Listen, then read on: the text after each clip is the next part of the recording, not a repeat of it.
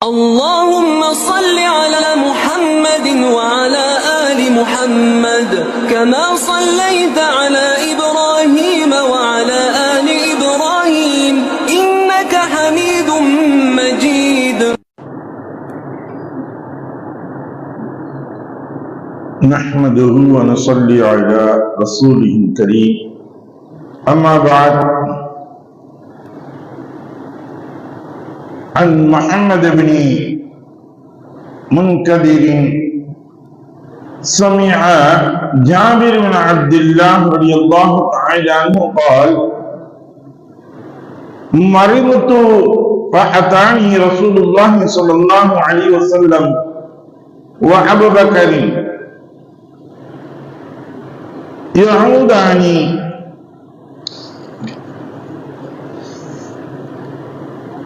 ماشياني فأغمي علي فتولى ثم صب علي من وضوئه إلى آخره. وقال النبي صلى الله عليه وسلم صدق رسول الكريم. அருமைக்குரிய சகோதரர்களுக்கு பெரியவர்களே, மூல வாரிசுகளோ கிளை வாரிசுகளோ இல்லாதவரின் கலாலா சொத்து உரிமை, அதாவது பெற்றோர்களும் இல்லை குழந்தைகளும் இல்லாதவர்களுடைய சொத்துக்களை பற்றி எப்படி பங்கீடு செய்வது என்பதை பற்றி தான் பார்க்கக்கூடிய பாடமாக இருக்கின்றது. ஜாபிர் இப்னு அப்துல்லாஹ் ரலியல்லாஹு தஆலா அவர்கள் கூறியதாவது: நான் நோயுற்றிருந்தேன். அப்பொழுது ரசூலுல்லாஹி ஸல்லல்லாஹு அலைஹி வஸல்லம் அவர்களும் அபூபக்கர் சித்தீக் ரலியல்லாஹு தஆலா அவர்களும் நடந்தே வந்து என்னை உடல் நலம் விசாரித்தார்கள். அப்பொழுது எனக்கு மயக்கம் ஏற்பட்டது. பின்னர் ரசூலுல்லாஹி ஸல்லல்லாஹு அலைஹி வஸல்லம் அவர்கள் அங்கத்தூய்மை என்னும் ஒது செய்துவிட்டு எஞ்சிய தண்ணீரை என் மீது ஊற்றினார்கள். உடனே நான் மயக்கம் தெளிந்து கண் விழித்தேன். அப்பொழுது நான் அல்லாஹ்வின் தூதர் ஸல்லல்லாஹு அலைஹி வஸல்லம் அவர்களே, என் செல்வத்தின் விஷயத்தில் நான் என்ன முடிவு செய்ய வேண்டும் என்று கேட்டேன். அப்பொழுது அவர்கள் எனக்கு பதிலேதும் கூறவில்லை. முடிவில் வாரிசுரிமை தொடர்பாக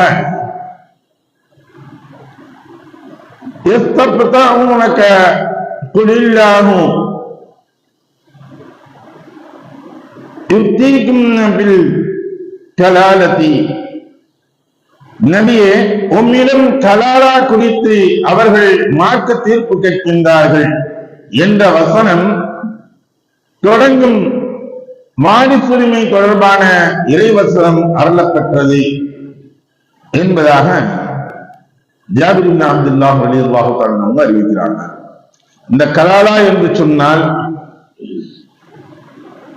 சொத்துக்களை சில விஷயங்களை கொண்டு அதற்கு அரபியில் சொல்வார்கள், பிரிக்கப்படுகின்றது. மூல வாரிசுகளோ கிளை வாரிசுகளோ இல்லாத ஒருவர் இறந்து விட்டால் அவருடைய சொத்துக்களுக்கு யார் வாரிசு என்பதை இங்கு கேள்வி கேட்கப்பட்டிருக்கின்றது.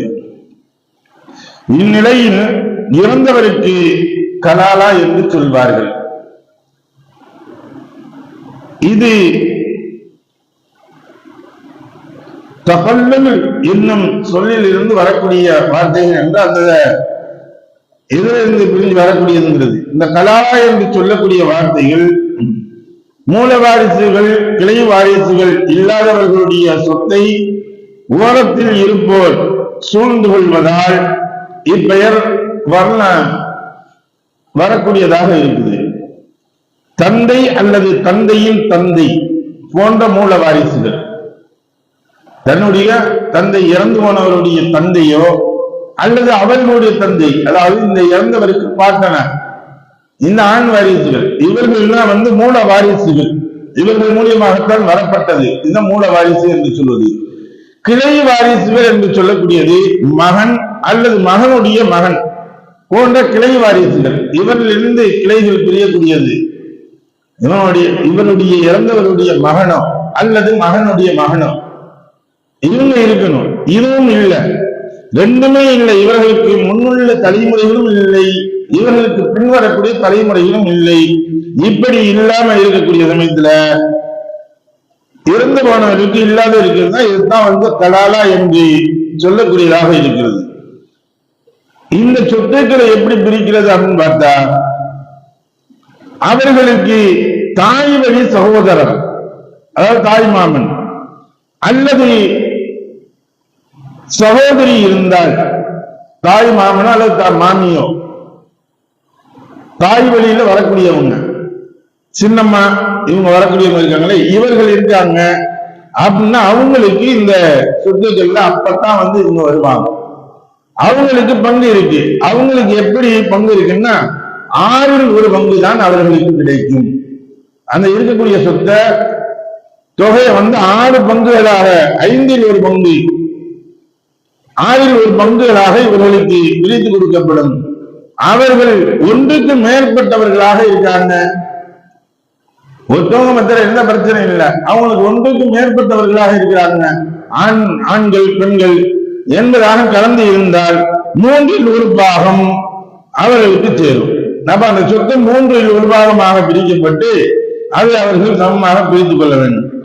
இந்நிலையில் அவர்களுக்கு உடன் பிறந்த சகோதரி ஒருத்தி இருந்தால், அந்த இறந்து போனவர்களுக்கு கூட பிறந்த சகோதரி ஒருத்தவங்க இருக்காங்க, அவளுக்கு மொத்த சொத்தில் பாதி கிடைத்து விடும்.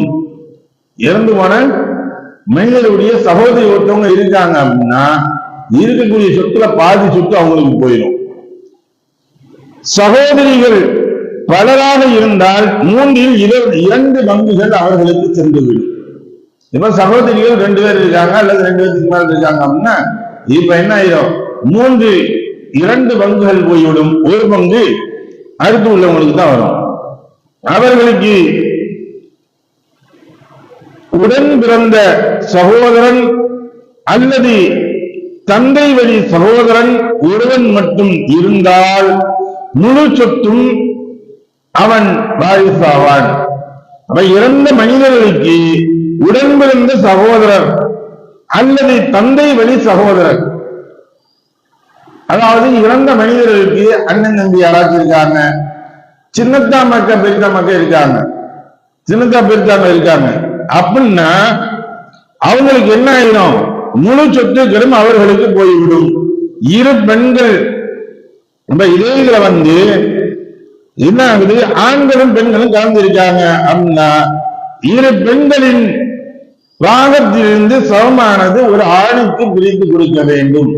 அதாவது ஆணுக்கு கொடுக்கக்கூடிய சொத்துக்கள் இருந்து பாதி சொத்துக்கள் தான் அவங்களுக்கு போகும் அப்படின்னு கூடிய முறைகளில் சொல்லக்கூடியது. அப்ப இறந்தவருக்கு வாரிசு இல்லாவிட்டாலும் மேல் வாரிசுகளோ அல்லது முன் தலைமுறைகளோ அல்லது பின் வரக்கூடிய தலைமுறைகளோ இல்லாமல் இருக்கின்றது என்றால் அப்பொழுதுதான் தாய் வழியை பார்க்க வேண்டும். தந்தை வழி அப்ப இல்லை அப்படின்னா தாய் வழியை பார்க்கணும். அதில் எந்த விதமான பிரிக்கலாம் அப்படிங்கிறதுதான் இந்த சட்டங்கள் சொல்லி காட்டுகின்றது. இன்னும் சொல்வதாக இருந்தால் குர்ஆன் சொல்லக்கூடிய வசனங்களிலேயே இறுதியாக இறங்கப்பட்ட வசனங்கள் இதுதான் என்பதாக பரா இப்னு ஆசிப் ரலியல்லாஹு தஆலா அவர்கள் கூறுகின்றார்கள். ஏன் அப்படின்னா இது 2 விதமான கருத்துக்கள் சொல்லப்படுது. குர்ஆன்ல இறங்கப்பட்ட வசனங்கள்ல ரசூலுல்லாஹ் இறுதியாக இறங்கப்பட்ட வசனம் இந்த வாரிசு உரிமைகள் சம்பந்தப்பட்டது, கலாலால் சம்பந்தப்பட்ட வசனங்கள் தான் இறங்கப்பட்டது என்பதாகவும் சொல்லப்படுகின்றது. இன்னும் சிலர் சொல்றாங்க இல்ல, வட்டியை பற்றி வரக்கூடிய வசனங்கள் தான் இறுதியாக இறங்கப்பட்டது என்பதாக. 2க்கும் ஹதீஸ்கள் விரிவுரை கொடுக்கக்கூடியவர்கள் அவர்கள் சொல்கின்றார்கள், ஹதீஸ் விரிவுரையாளர்கள், இந்த சொத்து வாரிசு உரிமைகள் சம்பந்தமாக கொடுக்கக்கூடிய வசனங்களில் இந்த வசனம் தான் கலாலா வசனமாக, அதாவது 4வது அத்தியாயம் 176வது வசனம் தான் இறுதியாக இறங்கப்பட்டது. மொத்த குர்ஆனில் இறங்கப்பட்ட வசனங்களில் இறுதியாக இறங்கப்பட்ட வசனம் என்பது 2வது அத்தியாயம் 281வது வசனமாக இருக்கக்கூடியதுதான் இறங்கப்பட்டது என்பதாக சொல்லக்கூடியதாக இருக்கின்றது. அனைத்தும் அறிந்தவன் அல்லாஹ்வாய் இருக்கின்றான். வல்லாஹுல் ஆலம். எதை பிடிக்குமோ எதை கேட்டோமோ அதை விளங்கி நடக்கக்கூடிய நல்பாக்கியத்தை வந்தவன் நம் அனைவருக்கும் தந்த அருள்வானாக. அல்ஹம்துலில்லாஹி ரப்பில் ஆலமீன். سبحان الله وبحمده سبحانك اللهم وبحمدك ونشهد ان لا اله الا انت ونستغفرك ونتوب اليك. امين. سبحان ربك رب العزه عما يصفون والسلام على المرسلين والحمد لله رب العالمين.